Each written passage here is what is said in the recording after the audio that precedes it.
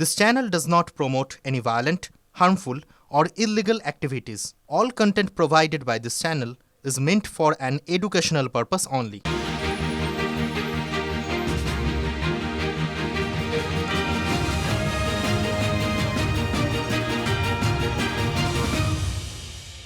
ষোলো, 17, 18, 19 যদি কোনো বিজেপির নেতা ইআরও অফিসে ফর্ম জমা দিতে আসে 10টার বেশি, তাহলে রবীন্দ্রসঙ্গীতের সাথে একটু ডিজেও বাজিয়ে দিয়ে ডিজেও শুনিয়ে দেবে।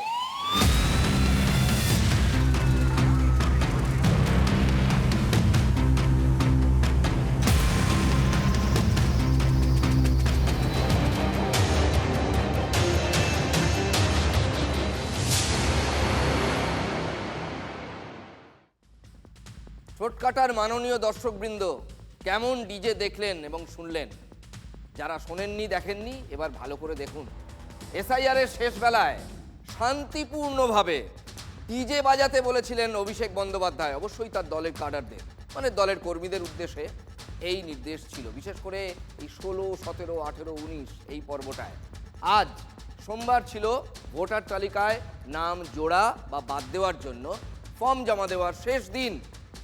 তৃণমূলের সেনাপতির নির্দেশে তৃণমূলের কর্মীরা আজকে চড়া সুরে ডিজে বাজিয়ে গেলেন এবং রাজ্যের এ প্রান্ত থেকে ও প্রান্ত দিকে দিকে অভিষেক বলেছিলেন শান্তিপূর্ণভাবে ডিজে বাজাতে। আচ্ছা, আপনারাই বলুন, ডিজে এটা কি রবীন্দ্রসঙ্গীত? ডিজের দাওয়াই কখনো শান্তিপূর্ণ হতে পারে? কোনো কালে শুনেছেন? শাসকের ডিজে সামলাতে গিয়ে আজকে আক্ষরিক অর্থেই পুলিশের, মানে এ রাজ্যের পুলিশের কালঘাম ছুটে গেছে। দেখাবো, তার আগে দেখাই বিজেপির ছবিটা। চুচুড়া এসডিও অফিসে বালিশ বিছানা, মানে লোটা কম্বল পেতে শুয়েই পড়লেন বিজেপির কর্মীরা।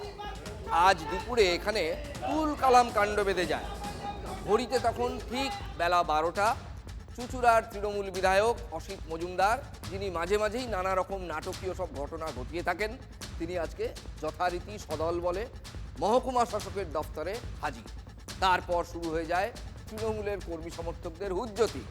মহকুমা শাসকের দফতরের ভেতরেই বিজেপির কর্মীদের হাত থেকে ফর্ম 7 কেড়ে নিয়ে কুচ্চি কুচ্চি করে ছিঁড়ে ফেলে অসিতের লোকজন সেগুলো একদম রাস্তায় গড়াগড়ি খাচ্ছে। সেগুলো তুমুল হই হট্টগোল। ছবিটা দেখুন।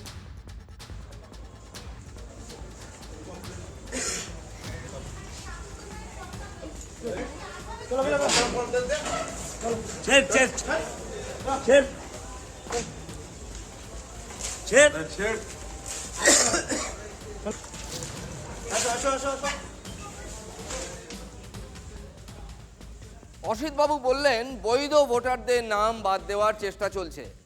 এই হুগলিরই চুচুড়া মগরা বিডিও অফিসে বিজেপি কর্মীদের তাড়া করে বের করে দিয়েছে তৃণমূল। বিজেপি নেতা সন্দীপ সাধুকাকেও ধাক্কা দিয়ে বের করে দেওয়া হয়। শুনুন, দেখুন।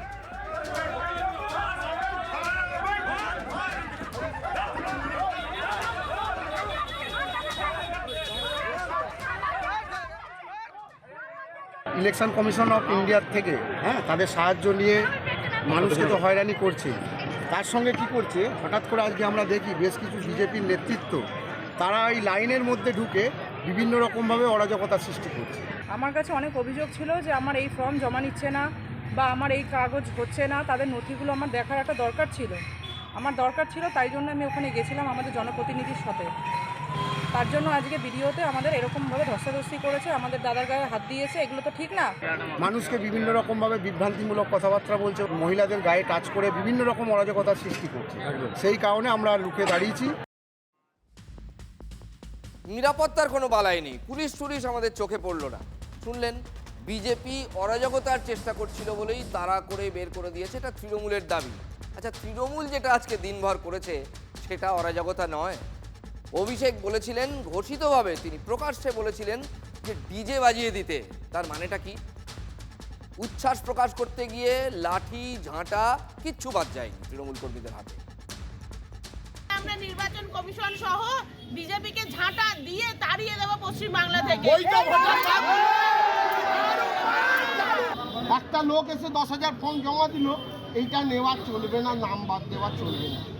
এইটা যেরকম আমরা লক্ষ্য রাখছি, আর একটা লক্ষ্য রাখছি যে 6 নম্বর ফর্ম দিয়ে যদি বহিরাগত লোক বাংলায় নাম তুলে বিধানসভায় ভোট দিতে আসে, দেখতে পাচ্ছেন লাঠি, এই লাঠি ঝাঁটা দিয়ে আমরা বুথে বুথে নজর রাখি।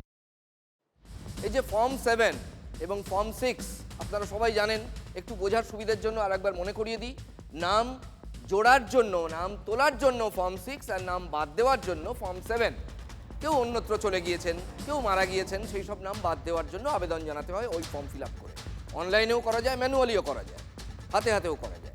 কেউ যদি মনে করেন যে ভোটার তালিকায় মৃত বা অন্যত্র চলে গেছেন, এখন ওই বুথের আর ভোটার নন তিনি, কোনো নির্দিষ্ট ব্যক্তি এমন নাম চোখে পড়লে তিনি ফর্ম 7 জমা করবেন। সোজা কথায় কমিশনের কাছে অভিযোগ জানাবেন। আজ 19শে জানুয়ারি ছিল তারই শেষ দিন। এর আগের তারিখটা ছিল 15 মানে 15ই জানুয়ারি। কমিশন প্রয়োজন মনে করেছিল বলে আরও 4 দিন বাড়িয়ে দিয়েছিল। 16 থেকে 19শে জানুয়ারি তৃণমূলের কর্মীদের সতর্ক থাকার কথা বলে দিয়েছিলেন অভিষেক বন্দ্যোপাধ্যায়। 16, 17, 18, 19 যদি কোনো বিজেপির নেতা ইআরও অফিসে ফর্ম জমা দিতে আসে 10টার বেশি, তাহলে রবীন্দ্রসঙ্গীতের সাথে একটু ডিজেও বাজিয়ে দিয়ে ডিজেও শুনিয়ে দেবে ভদ্রভাবে, ঠিক আছে? ভাবছে শেষ মুহূর্তে মানুষের নাম বাদ দেবো? যদি কোনো বিজেপির ছোট নেতা, মাঝারি নেতা, বড় নেতা, ছোট নেতা বা তাদের ভাষায় কার্যকর্তা, কিসের কর্তা? কার্যকর্তা যদি যায়, আচ্ছা করে একটু ডিজের বার্তা চালিয়ে দেবেন, কার্যকর্তাকে শুনিয়ে দেবেন, কিন্তু শান্তিপূর্ণভাবে একটু রবীন্দ্রসঙ্গীতও চালাবেন, একটু রবীন্দ্রসঙ্গীতও চালাবেন। যে বুথে দরকার হবে, যদি দেখেন কেউ আইন বহির্ভূত কাজ করছে, ছোট বড় বিজেপি নেতার বাড়ি ঘেরাও করবেন, আমাকে ডাকবেন, আমি যাব, আমি আসবো, আপনার পাশে দাঁড়াবো। না, অভিষেক বন্দ্যোপাধ্যায়কে যেতে হয়নি। শাসক টিম মানে তাঁর টিম আজকে ফুল চার্জড আপ ছিল একবারে ডিজে বাজানোর জন্য। মুর্শিদাবাদের লালবাগে পুলিশের সামনে বিজেপি জেলা সভাপতির গাড়ি ভাঙচুর করা হলো, পোড়ানো হলো ফর্ম 7। একেবারে ধুন্ধুমার কাণ্ড। গুচ্ছের গুচ্ছের ফর্ম 7-এ আগুন দিয়ে পুড়িয়ে দিল তৃণমূল। সেই ছবি দেখতে পাচ্ছেন।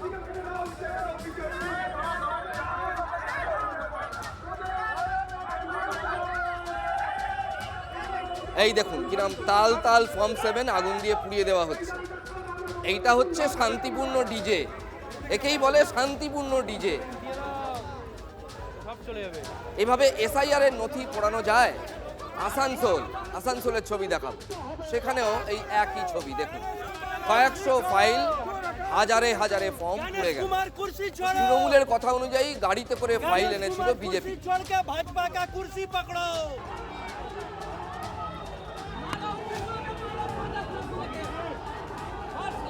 দেখছেন কেমন ডিজে বাজছে, দিনভর ডিজে বেজেছে।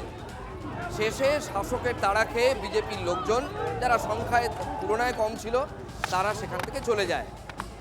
তারা আগে চেষ্টা করেছিল ফর্ম 7 জমা দেওয়ার, পারেনি। তারপর দুপক্ষের অ্যাকশনও হয়।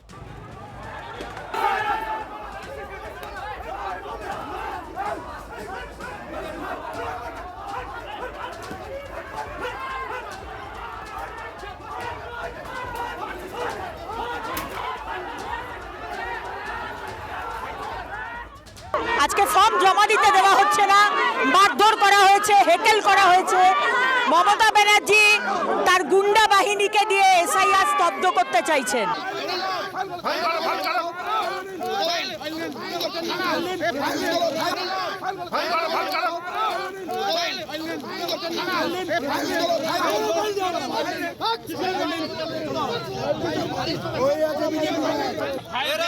এরা হাজার হাজার ফাইল নিয়ে এসেছে। যে এই গাড়ি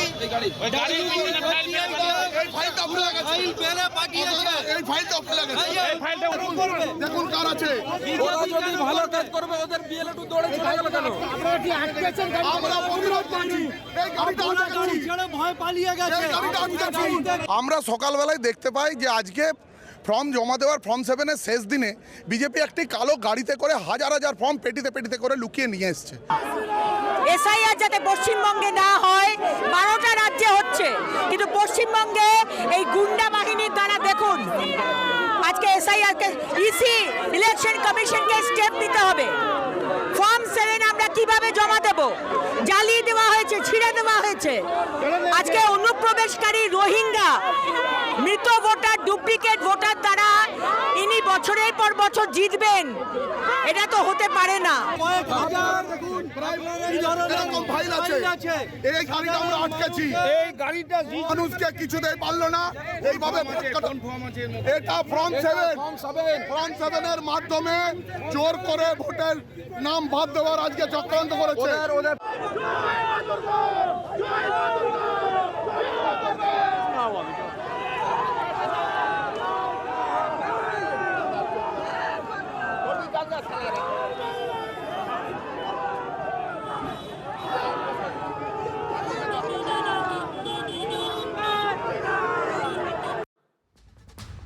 আচ্ছা, এইসব ছবি দেখে কি মনে হচ্ছে তৃণমূল বিজেপির গ্যালারি শো?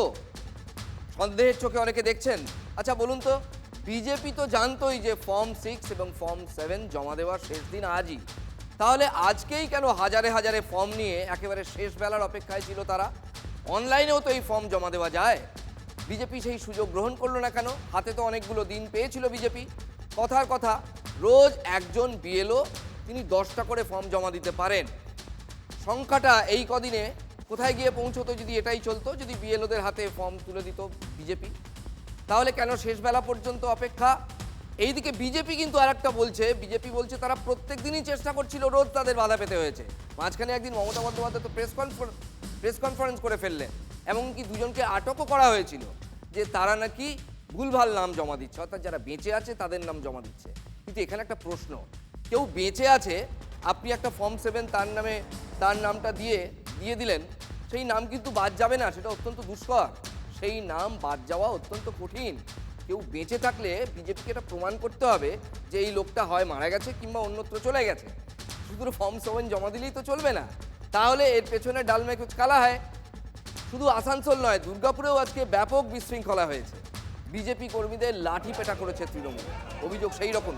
অভিষেকের ডিজের ডাকে পরিস্থিতি সামলাতে পুলিশকেও বারবার বলছি, এখানেও নাকানি চোবানি খেতে হয়েছে। এবার আরেকটা ছবি দেখাই, মহিলা পুলিশ ভার্সেস বিজেপির মহিলা ব্রিগেড। দেখুন,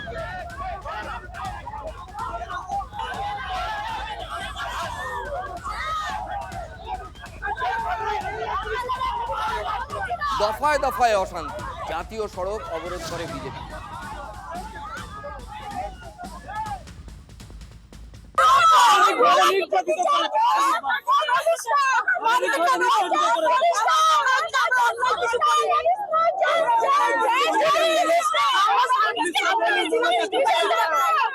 পুলিশের গাড়িতে আটকে হচ্ছে, পুলিশের গাড়িতে রড বেরোচ্ছে, সেই রড দিয়ে কবি আক্রান্ত হচ্ছেন। এখন হচ্ছে ওরা লজ্জা কেন পুলিশের? যদি পুলিশ সকালে থাকতেন, পাহারা দিতেন, খেয়াল রাখতেন, এই ঘটনা ঘটতো না। কেন করলেন না? ফর্ম 17 কারেকশনের জন্য জমা দিতে আসা হচ্ছে, 7 করতে দিচ্ছে না। আমাদের টিএমসির গুন্ডা বাহিনী এসডি অফিসের সামনে দাঁড়িয়ে আছে, আমাদের যারা এসছে কর্মী জমা দিতে মারধর করছে, একজনের হাত ভেঙে দিয়েছে, পুলিশকে কাজে লাগাচ্ছে। পুলিশ জানে আজ লাস্ট টাইম পার করে দেওয়া কোনো কাম করে, সেই কারণে আমাদের অবজেকশন ফর্ম জমা নেওয়ার জন্য আমরা এসেছি। জমা নেওয়া পর্যন্ত আমাদের বিক্ষোভ চলছে। তৃণমূলের বাধায় কালনাতেও, মানে পূর্ব বর্ধমানের কালনাতেও ফর্ম 7 জমা দিতে পারেনি বিজেপি, সেখানেও বাধা পেতে হয়েছে।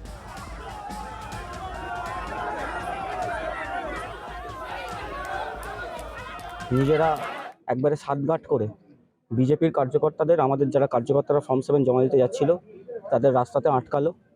ওরা এসেছিল যে বাঙালিদের, আমার কালনা বিধানসভার মানুষের ভোটাধিকার বা কালনা মহকুমার মানুষের ভোটাধিকার থেকে বঞ্চিত করার জন্য, সেটাকে তৃণমূল কংগ্রেস তথা আপামর বাঙালি রুখে দিয়েছে। আমরা এসডিওকে আমরা জানাবো অবশ্যই, কিন্তু তার চেয়েও বড় কথা, এসডিও ম্যাডাম আজকে সকালবেলা থেকে এসডিও অফিসেই আসেননি। এইবার এইখানে একটা যুক্তি দিয়ে শুনুন, ভালো করে মন দিয়ে শুনুন। এই যে ফর্ম 7 বিজেপি জমা দেওয়ার চেষ্টা করছে, এগুলো তো ফিল ইন দ্য ব্ল্যাঙ্ক করতে হয়েছে, মানে সেখানে ফাঁকা জায়গায় তো নাম বসাতে হয়েছে, তাই না? তার মানে সেখানে এমন কিছু নাম বিজেপিকে দিতে হয়েছে যারা হয় অন্যত্র চলে গিয়েছেন কিংবা মারা গিয়েছেন। এগুলো তো ফাঁকা ফর্ম নয়, খালি ফর্ম নয়। তাহলে সেই ফর্মগুলো তৃণমূল কংগ্রেস জমা দিতে দিচ্ছে না কেন? এটা তো আইনেই আছে, এটা তো নিয়মেই আছে। ভয়টা কোথায়? অশোক কীর্তনিয়া, বনগাঁ উত্তরের বিজেপি বিধায়ক, তার হাত থেকেও ফর্ম 7 কেড়ে নিয়ে ছিঁড়ে দেয় তৃণমূল কংগ্রেস, যদিও তৃণমূল বলছে বাজে কথা। যত সময় ফাইল জমা না হবে, যত সময় সমগ্র পশ্চিমবঙ্গে একটা 7 নম্বর ফর্ম বাকি থাকবে জমা, তত সময় আমরা ফার্স্ট লিস্ট বের করতে দেবো না। আমাদের অশোক কীর্তনিয়া, যিনি রোহিঙ্গাদের মতো ভালো করে বাংলা ভাষাটাও বলতে পারেন না, এই বিডি পার্সন, যার বাবার নাম 2010 সালের পরে ওঠে, স্বপন মজুমদারের নাম 2010 সালের পরে ওঠে, এরা ইন্ডিয়ান নাগরিকদের নাম কাটার জন্য ফর্ম 7 নিয়ে এসছে। আরামবাগে এসডিও অফিসের সামনে বিজেপি বিধায়ক মধুসূদন বাগকে শুনতে হয়েছে চোর চোর গো ব্যাক।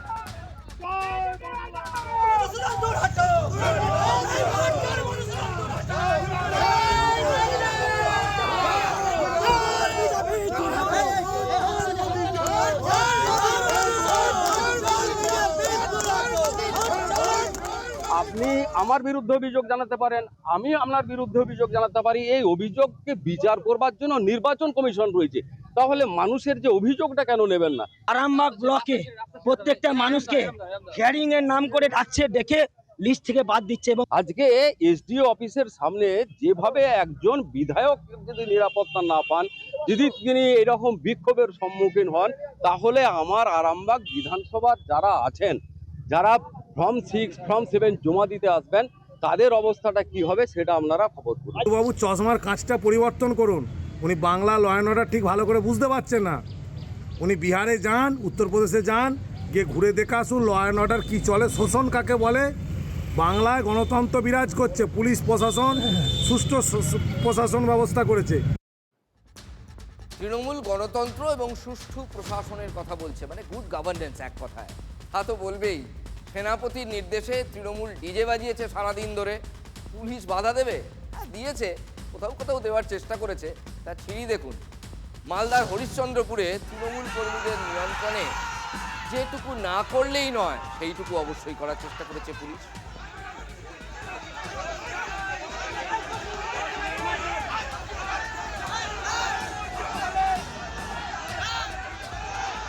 আচ্ছা, তৃণমূল যে বলছে বিজেপি বৈধ ভোটারদের নাম বাদ দিচ্ছে, এই তো চারপাশে এত ফর্ম আজ পুড়ে গেল। তৃণমূলের নেতারা ধরতে পেরেছেন ফর্মগুলো পোড়ানোর আগে টিএমসির নেতারা চোখ বুলিয়েছেন। না পুড়িয়ে তৃণমূলের তো রেখে দেওয়ার উচিত ছিল। ভোটকাটা যে ক্যামেরা পাঠায়, TV9 বাংলা যে ক্যামেরা পাঠায়, তার সামনে কোনো তৃণমূলের নেতা একটা ফর্ম 7 ধরে দেখাতে পেরেছেন যে এই ভদ্রলোক বা এই ভদ্রমহিলার নামটা তিনি জীবিত, তাকে মেরে ফেলার চেষ্টা হচ্ছে বা তার নামটা কেটে দেওয়ার চেষ্টা হচ্ছে? তাহলে আরে মশাই, আপনার হাতে এভিডেন্স থাকলে আপনি সেটা পুড়িয়ে ফেলবেন। তাকে বোঝাচ্ছেন এসব? হাতে গরম প্রমাণ তো আপনাদের হাতে থাকতো, দেখাতে তো পারেননি। 6-7 দিন আগে আপনারা দেখেছেন তালডাংরা, বাঁকুড়া জেলার তালডাংরা, বিজেপির গাড়িতে করে 7 নম্বর ফর্ম ফিল আপ করে নিয়ে আসছে। ওই নাম কাদের? ওই নাম কাদের? ওগুলো তো আমাদের নাম, জেনুইন তৃণমূলের নাম। নমুনা আছে। আমরা আজকে এইটা শেষ হয়ে প্রক্রিয়াটা শেষ হয়ে যাওয়ার পর আমরা সেগুলো সমস্ত কনফেস করব, পাবলিকলি আনবো। কারণ এখন যদি আমরা এটা করি তাহলে ওটা তো আবার সংশোধন হয়ে যাবে। আজকের পরেই শেষ হয়ে যাচ্ছে, তারপরেই আমরা সেটা দেবো। এখনই আমরা সংবাদপত্রের হাতে এগুলো তুলতে চাইছি না, আমাদের দলীয় সংগঠনের বিষয়। নমুনা আমাদের হাতে রয়েছে, যথাসময়ে আমরা প্রকাশ করব। দিনের শেষে পাল্টা অবরোধ করেছে আজকে বিজেপি বিভিন্ন জায়গায়।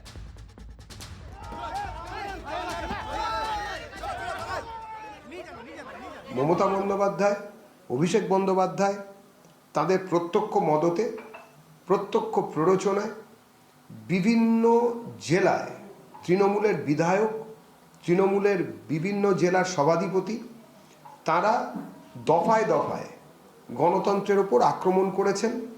যারা কিনা ফর্ম 7 জমা দিতে গিয়েছিলেন তাদেরকে শারীরিকভাবে হেনস্থা করা হয়েছে। জ্ঞানেশ কুমারকে দিল্লি থেকে এখানে এসে পৌঁছতে হবে, এদেরকে জেলে না পুরলে এই জিনিস বন্ধ হবে বলে আমরা মনে করি না। আমরা সরাসরি গ্রেপ্তারির দাবি রাখছি। বুঝতে হবে এটা বিজেপির সঙ্গে গোটা বঙ্গজাতির লড়াই। সাধারণ মানুষ রাস্তায় নেমে প্রতিরোধ করছে, ওখানে মানুষ এসে তৃণমূলের পতাকার তলায় দাঁড়াচ্ছে এবং বলছে আমাদের বাঁচাও। 11টা স্টেটে হচ্ছে, কোথাও কোনো অশান্তি নেই, আর বাংলায় অশান্তি ক্রিয়েট করছে মমতা ব্যানার্জি এবং অভিষেক ব্যানার্জি। তৃণমূলরা আপনি কি পতাকা দেখেছেন তৃণমূলের? আমি জানি না, সাধারণ মানুষও যেতে পারেন, সাধারণ মানুষও তো খেপে যাচ্ছেন এর জন্য, সেই জন্য হয়তো কোথাও এই বাল্ক নিয়ে যাওয়ার বিরুদ্ধে তারা রুখে দাঁড়িয়েছেন। জয় মা মনস্কামনা, জয় মা হ্যান্টাকালী।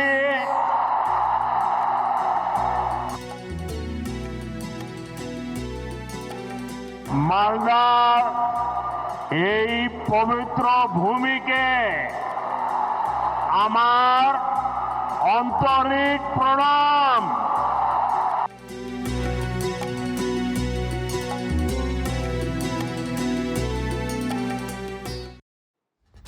শনিবার মালদায় গিয়ে মা মনস্কামনা এবং মা হ্যান্টাকালীর নাম নেন প্রধানমন্ত্রী নরেন্দ্র মোদী। ব্যাস কিছুক্ষণের মধ্যেই এই নাম দুটি রাজ্য রাজনীতির চর্চার বিষয় হয়ে দাঁড়ায়, বিশেষ করে সোশ্যাল মিডিয়ায়। আজকাল তো সবই সোশ্যাল মিডিয়ায় চর্চা হয়, তাই না? তৃণমূলের সমর্থক এমন বেশ কিছু পেজে মস্কারা শুরু হয়ে যায়, মনে হয় যেন ভুল নাম এই প্রচারটা করা শুরু হয়ে যায়, যেন প্রধানমন্ত্রী নরেন্দ্র মোদী কোনো অদ্ভুতুরে নাম বলে ফেলেছেন বা কোনো উচ্চারণ ভুল করেছেন। বিজেপির পেজে সোশ্যাল মিডিয়াতেই আবার পাল্টা প্রচার শুরু হয়ে যায়। না জেনে এমন মন্তব্য সোশ্যাল মিডিয়ায় লেখেন বিজেপির নেতারা। হ্যান্টাকালী কিন্তু সত্যিই আছেন। আজ আমাদের মালদা জেলার প্রতিনিধি সুব্রতোষ ভট্টাচার্য গিয়েছিলেন প্রাচীন সেই মন্দিরে। আপনাদের জন্য রইল তারই কিছু ঝলক কোটকাটার শেষ বেলায়।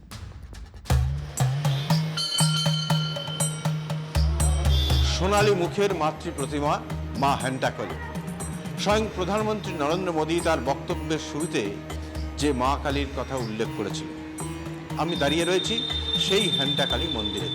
মালদার ইতিহাসের সঙ্গে এই কালী মন্দিরের ইতিহাস ওতপ্রোতভাবে জড়িয়ে রয়েছে। মন্দির বহুদিনে প্রাচীন অনেক, 300-350 বছর হয়তো পুরনো। আর 1947 সাল থেকে এটা প্রচার শুরু হয়। আমাদের বুদ্ধদেব ভট্টাচার্যের আমল থেকে আরও বেশি প্রচার হয়ে যায়।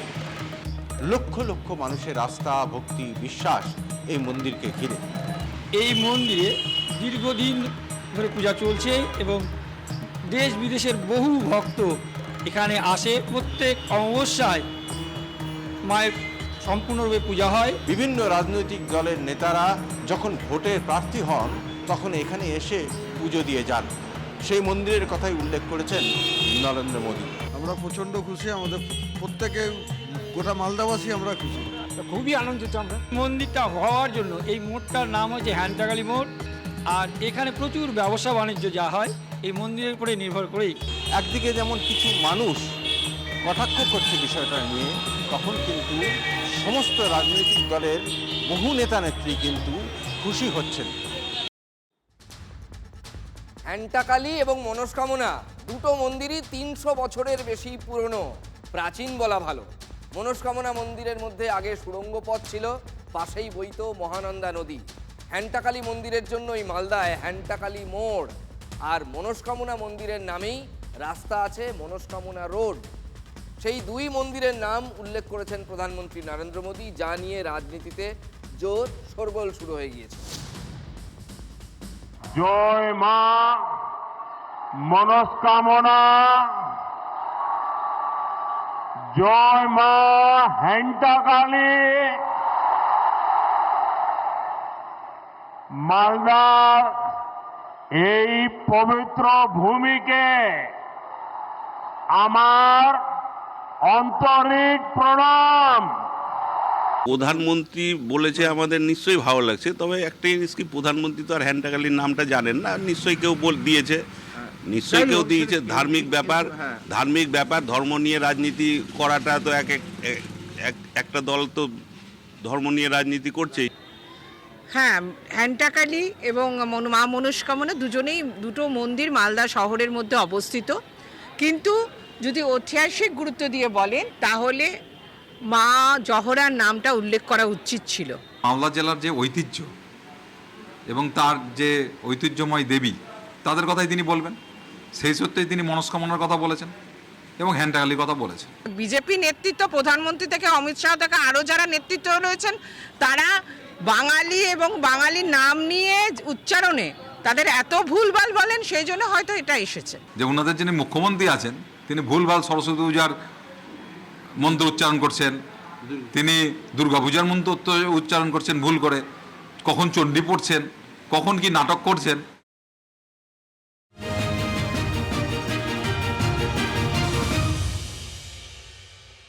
বৃদ্ধাকে কুপিয়ে খুনের পর ডাকাতি, বনশ্রী ফ্ল্যাট থেকে উদ্ধার রক্তাক্ত দেহ, নিহত অনিতা ঘোষ। গান গাইতেন দূরদর্শন আকাশবাণীতে। জেরায় বৃদ্ধাকে ছুরি দিয়ে কুপিয়ে খুনের কথা স্বীকার আয়ার। অনিতা দেবীর টাকা দিতে অস্বীকার করায় খুন, প্রাথমিক অনুমান। আলমারি থেকে নগদ ও গয়না লুটের অভিযোগ।